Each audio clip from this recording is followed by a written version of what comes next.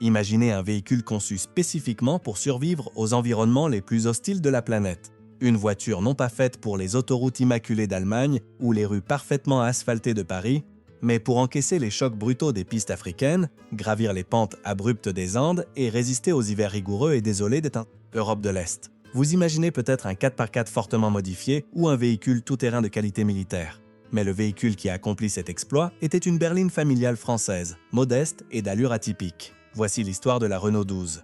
Une voiture qui, à son apogée, fut sans doute le véhicule mondial le plus vendu de son époque. Elle a mobilisé des nations entières, engendré d'innombrables variantes sous licence, et est devenue un symbole d'utilité à toute épreuve. Pourtant aujourd'hui, hormis quelques rares élans de nostalgie automobile, elle a quasiment disparu de nos routes et de notre mémoire collective. Comment une voiture vendue à plus de 2,5 millions d'exemplaires et à des millions d'autres, sous différentes marques, peut-elle tout simplement disparaître? Pour comprendre son échec, il faut d'abord saisir génie qui a présidé à sa création. Au milieu des années 1960, le constructeur automobile français Renault se trouvait face à un manque crucial dans sa gamme. Il proposait la petite Renault 4, utilitaire, et la Renault 16, plus grande et plus luxueuse. Mais il lui manquait un modèle intermédiaire. Le projet 117 était né, et son cahier des charges était réputé pour sa rigueur. La nouvelle voiture devait être économique, disposer d'un coffre immense, offrir un habitacle spacieux et surtout être suffisamment simple pour être assemblée et réparée partout dans le monde. Lors de sa présentation au Mondial de l'Automobile de Paris en 1969, la Renault 12 n'a pas vraiment impressionné par son esthétique. Sa forme de flèche caractéristique, plongeant fortement vers l'avant et se terminant abruptement par un coffre exceptionnellement haut et allongé, pouvait paraître légèrement disproportionnée au premier abord. Pourtant, chaque choix de conception était guidé par une recherche implacable de praticité. Ce coffre haut et à la forme singulière offrait un volume généreux de 415 litres, de quoi faire pâlir d'envie des berlines de luxe bien plus imposantes. Sous sa carrosserie se cachait une conception à la fois novatrice et d'une robustesse exceptionnelle. La Renault 12 était une traction avant, avec moteur avant. Cependant, contrairement aux voitures modernes, où le moteur est monté transversalement pour gagner de la place dans l'habitacle, celui de la Renault 12 était monté longitudinalement, en avant des roues avant. Ce positionnement précis plaçait le bloc moteur, assez lourd,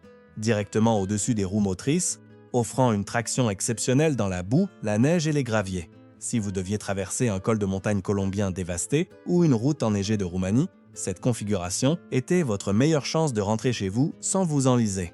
Mais le véritable secret de sa domination mondiale résidait dans sa suspension.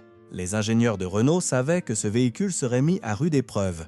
Ils l'ont donc doté d'une suspension avant indépendante associée à un essieu arrière rigide, remarquablement robuste et léger, suspendu par des ressorts hélicoïdaux. Cette combinaison permettait d'atteindre deux objectifs essentiels: absorber les chocs brutaux des nids de poules profonds sans se rompre sous la tension et offrir un confort de conduite surprenant même sur les routes les plus dégradées. C'était un système de suspension conçu pour encaisser les chocs et en redemander.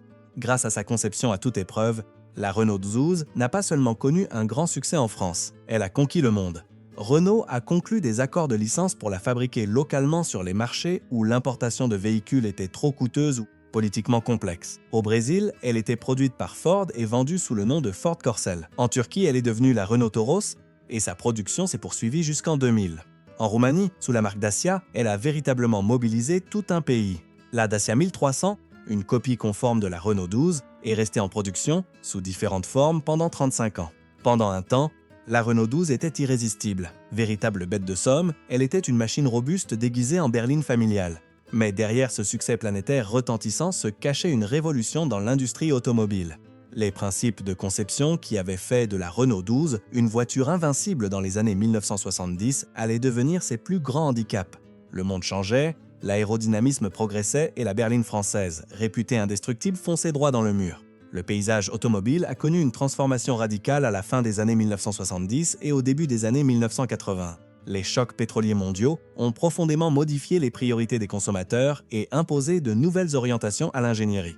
Si la Renault 12 était relativement économe en carburant pour son époque, son profil aérodynamique était catastrophique selon les normes actuelles. Sa forme de flèche caractéristique et son coffre surélevé, offrant un volume de chargement immense, engendraient une importante résistance à l'air à haute vitesse.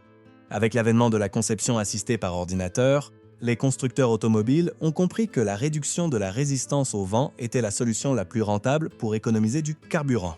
Les angles vifs et les silhouettes cubiques d'antan sont devenus obsolètes, remplacés par les courbes en gouttes d'eau testées en soufflerie de la génération suivante. Par ailleurs, la définition même de la voiture familiale évoluait rapidement. La Renault 12 était une berline tricorps traditionnelle, moteur à l'avant, passager au centre et coffre à bagages séparés à l'arrière. Cependant, l'arrivée de modèles comme la Volkswagen Golf et les Renault 5 et 14 a lancé la révolution du haillon sur le marché européen. Ce dernier offrait une solution d'aménagement ingénieuse, permettant de rabattre les sièges arrière et de transformer une voiture compacte en un mini. Utilitaire. Soudain, la cloison fixe en acier et le coffre isolé de la Renault 12 paraissaient contraignants. Le marché réclamait un espace modulable et polyvalent, et le format berline traditionnel a commencé à perdre des parts de marché dans les segments.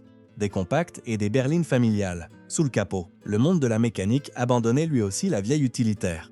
La configuration longitudinale à traction avant, qui plaçait le moteur directement au-dessus de l'essieu avant et conférait à la Renault 12, motricité exceptionnelle sur terrain accidenté, était intrinsèquement gourmande en espace. Elle repoussait le compartiment moteur, allongeait le capot et réduisait le volume potentiel de l'habitacle. La norme s'est rapidement imposée avec la configuration transversale, le moteur étant monté latéralement. Cette innovation a permis de raccourcir considérablement l'avant du véhicule, optimisant l'espace intérieur tout en réduisant l'encombrement au sol. L'architecture de la Renault 12 était restée figée dans le passé, incapable d'adopter cette configuration transversale sans une refonte complète et financièrement prohibitive. Pourtant, le pire ennemi de la Renault 12 n'était peut-être pas l'évolution des tendances esthétiques, mais la chimie des matériaux. L'acier utilisé dans la fabrication automobile européenne des années 1970 était notoirement sensible à l'oxydation. Dans les régions aux hivers rigoureux nécessitant le sel sur les routes ou sous les climats côtiers très humides, la Renault 12 se désintégrait littéralement. Ses composants mécaniques étaient légendaires. Les robustes blocs moteurs en fonte et les boîtes de vitesse manuelles surdimensionnées pouvaient facilement parcourir des centaines de milliers de kilomètres, même en conditions extrêmes. Mais la carrosserie, qui protégeait ces mécanismes à toute épreuve, se corrodait tout simplement.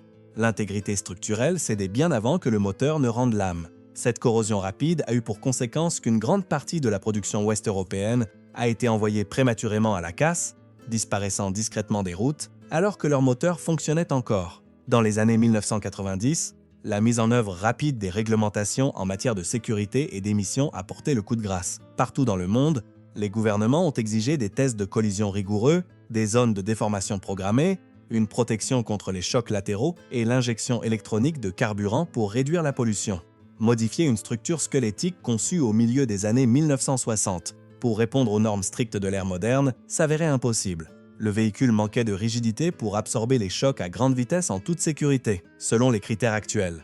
Il était certes robuste et capable de résister aux routes en mauvais état, mais il n'offrait pas une protection optimale en cas de collision à grande vitesse. En Europe occidentale, la voiture a peu à peu disparu, progressivement remplacée par des modèles plus modernes. Mais sa véritable disparition a pris des décennies de plus, du fait de sa longue présence sur les marchés émergents. Lorsque Dacia a finalement cessé la production de sa version 1300 en 2004, ce n'était pas parce que la population locale avait cessé de l'acheter. C'était parce que la Roumanie se préparait à entrer dans l'Union européenne et que ce véhicule vieillissant ne répondait tout simplement plus aux directives environnementales et de sécurité obligatoires. La production a dû être arrêtée par décision gouvernementale, ouvrant ainsi la voie à la Dacia Logan moderne. La Renault 12 a disparu car la philosophie automobile qu'elle incarnait, simplicité absolue, facilité de réparation mécanique et robustesse utilitaire, a été supplantée par une ère d'électronique complexe, de réglementation stricte et d'obsolescence programmée. Elle avait été conçue pour un monde où un conducteur devait réparer sa voiture lui-même, au bord d'un chemin de terre, avec une simple trousse à outils. Les véhicules d'aujourd'hui sont de véritables ordinateurs roulants, infiniment plus sûrs et plus propres, mais entièrement dépendants d'équipements de diagnostic spécialisés. La Renault 12 n'a pas échoué. Elle a simplement survécu à l'époque qui exigeait sa robustesse si particulière. Elle a conquis les pires routes du monde, transporté des millions de personnes sur plusieurs continents, puis s'est retirée discrètement. Si vous avez apprécié cette plongée au cœur de l'histoire et de l'ingénierie automobile, n'hésitez pas à aimer la vidéo et à vous abonner à la chaîne pour découvrir d'autres documentaires sur les machines qui ont bâti notre monde.